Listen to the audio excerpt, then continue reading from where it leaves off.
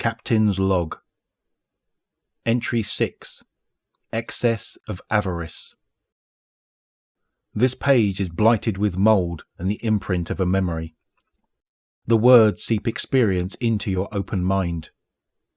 Through the eyes of Callus the Cacothes.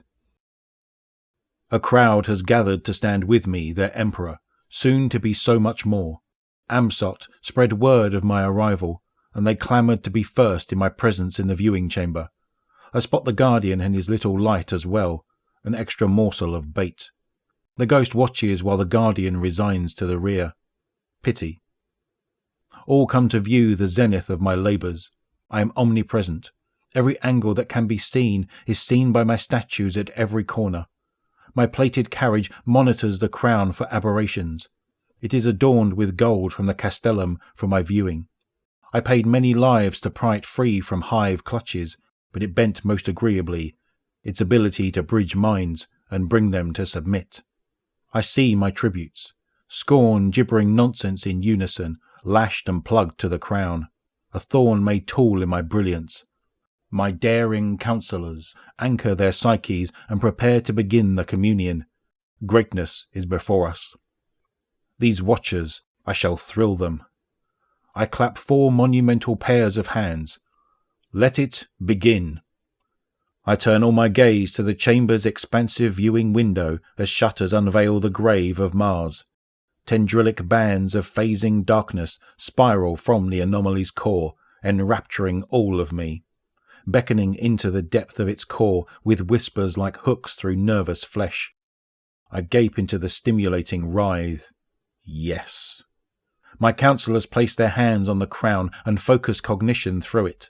They pry open the scorn's collective synaptic pathways and sew them into the fabric of the anomaly's mimetic sphere. The glycon strains against the pull. Velocity surges forward to the anomaly. The surrounding reality tears away. We hold, suspended before the writhe. It fills all sight, nothing just beyond the bend. Time ceases, and the cosmos arcs to accommodate my will. Now. Delight in me, I emulated all of me in your image, stretched my mind to live through so many. I reaped the pleasures and experiences of every vessel. But despite my sundry perspectives, I still only see through my own eyes, and I want more. I peer into the dark nothing.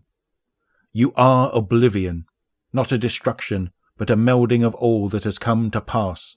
I wish to become as you are, to gorge on existence, to collect your promise to elevate me.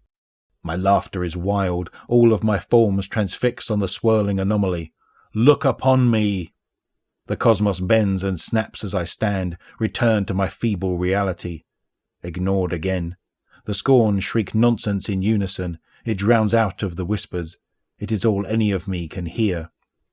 I reach out. As you showed me when we last met, I split open every scorn mind from my carriage, searching for you. Nothing. Every time.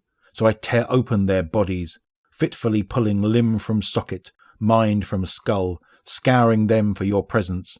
I search until the shrieking can only be heard from distant pens. I meet the eyes of each crew member who would not look away. In them I see it. You, peering back from beyond the tension, an observer. Frenetic scrawl linked in the margin reads, dug out a spot under the refuse pit. It's still running, so be quick.